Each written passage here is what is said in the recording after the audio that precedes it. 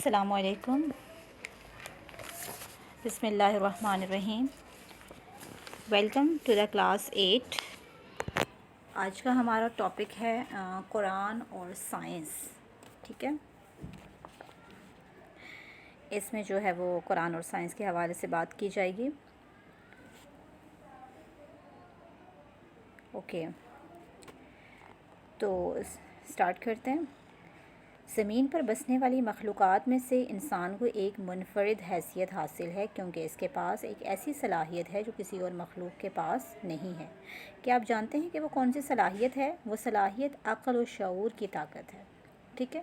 یعنی انسانی مخلوقات کو ایک منفرد حیثیت حاصل ہے، کیونکہ انسان ہی وہ مخلوق ہے جس کو اللہ تعالیٰ نے عقل و شعور دیا ہے، سینس دیا ہے، وہ چیزوں کو سمجھ سکتا ہے، کیونکہ باقی جتنی بھی مخلوقات ہیں ان کے پاس عقل نہیں ہے۔ اسی لیے انسان کو جو ہے وہ اشرف المخلوقات کہا جاتا ہے، ٹھیک ہے۔ اور وہ صلاحیت عقل و شعور کی طاقت ہے جس کی مدد سے انسان بہت ساری چیزوں کا علم حاصل کر لیتا ہے، ٹھیک ہے۔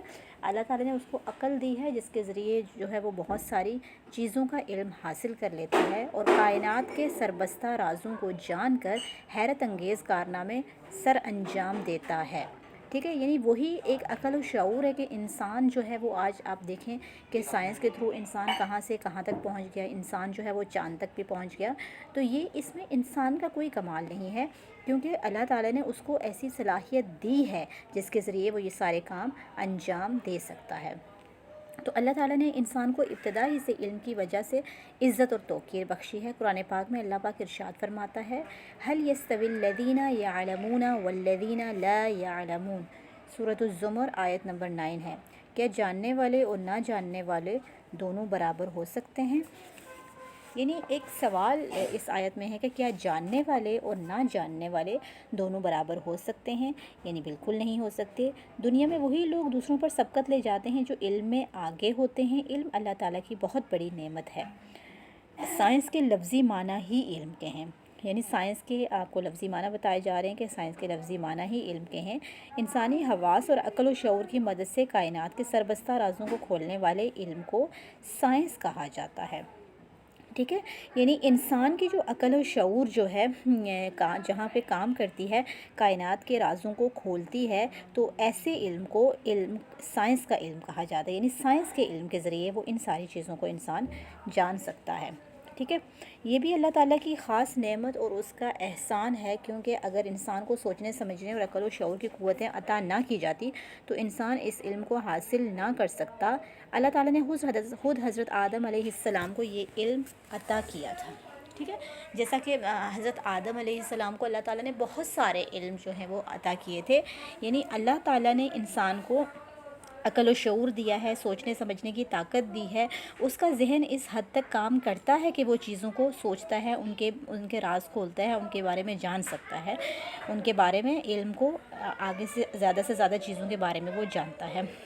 تو یہ ساری چیزیں اللہ نے اس کو عطا کی ہیں، اللہ کی عطا سے وہ ان ساری چیزوں کو جانتا ہے۔ تو قرآن پاک میں اللہ پاک ارشاد فرماتا ہے، وَعَلَّمَ آدَمَ الْأَسْمَاءَ كُلَّهَا، وَعَلَّمَ آدَمَ الْأَسْمَاءَ كُلَّهَا، اور اللہ نے آدم کو ان سب چیزوں کے نام سکھائے۔ یہ قرآن میں آیا ہے، ٹھیک ہے۔ اور اللہ نے آدم کو ان سب چیزوں کے نام سکھائے۔ سائنس اشیاء کی ماہیت اور حقیقت جاننے کا نام ہے۔ اس علم کا تھوڑا بہت حصہ ہر انسان کو دیا گیا ہے، یعنی ہر انسان اپنے طور پر سوچنے سمجھنے کی صلاحیت رکھتا ہے۔ البتہ ہر انسان کی قوت فکر اور قوت فہم میں فرق رکھا گیا ہے۔ اب آپ دیکھیں کلاس میں ہی ہم اگر اسٹوڈنٹس کو دیکھتے ہیں تو کچھ بچے جو ہے وہ ماشاءاللہ ان کا ذہن بہت تیز ہوتا ہے، وہ جلدی سے چیزوں کو پک کر لیتے ہیں، اور کچھ جو ہے وہ ان کو تھوڑا سا ٹائم لگ جاتا ہے۔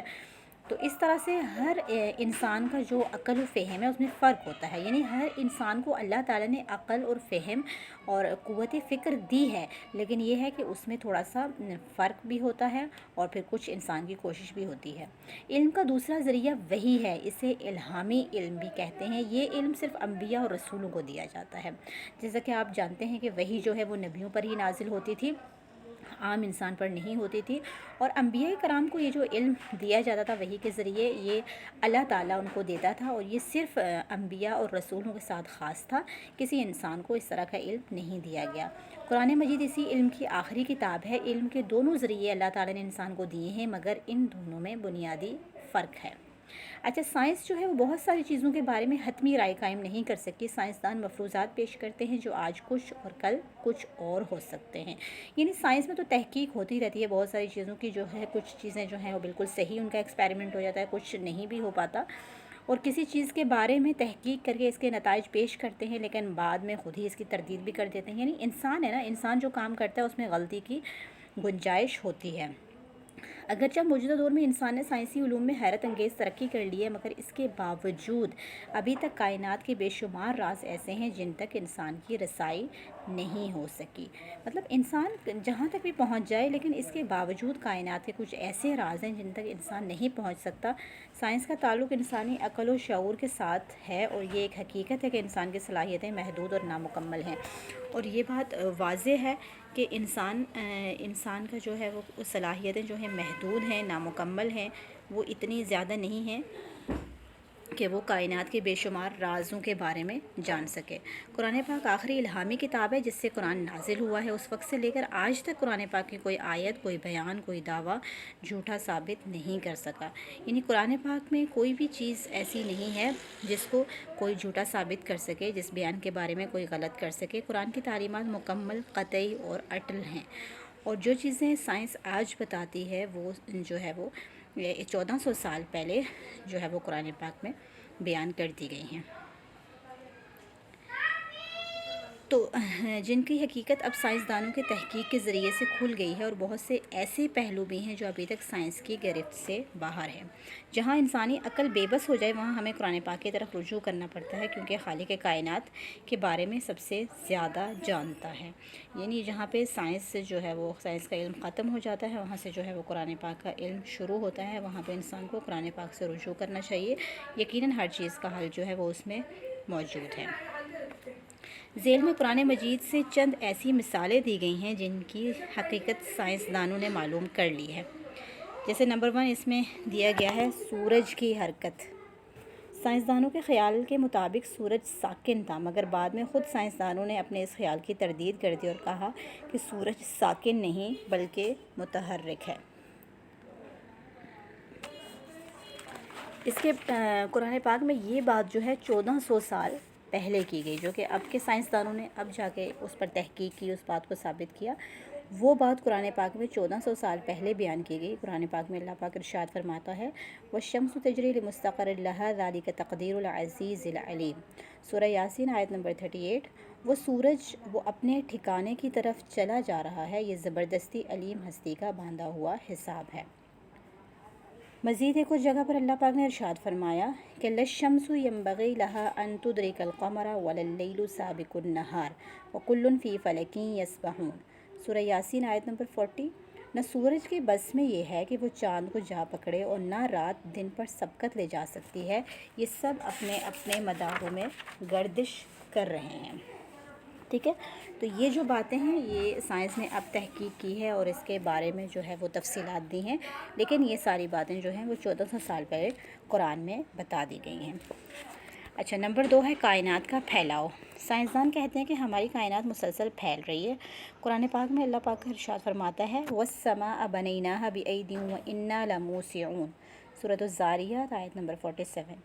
آسمان کو ہم نے اپنے زور سے بنایا ہے اور ہم اسے وسعت دے رہے ہیں۔ اس کے بعد نمبر 3 ہے پودوں میں نر اور مادہ۔ پرانے زمانے کے انسان کو یہ معلوم نہیں تھا کہ پودوں میں بھی جانوروں کی طرح نر اور مادہ ہوتے ہیں۔ یہ بات جدید تحقیقات کے نتیجے میں معلوم ہوئی کہ نباتات میں بھی نر اور مادہ پائے جاتے ہیں۔ قرآن پاک نے یہ بات آج سے 1400 سال پہلے اس وقت کہی جب کسی کے وہم و گمان میں بھی ایسا نہیں تھا۔ یعنی یہ بات جو کہ اب جا کے معلوم ہوئی ہے، پہلے معلوم نہیں تھی، جدید تحقیقات کے بعد جو ہے اس بات کے بارے میں معلوم کیا گیا۔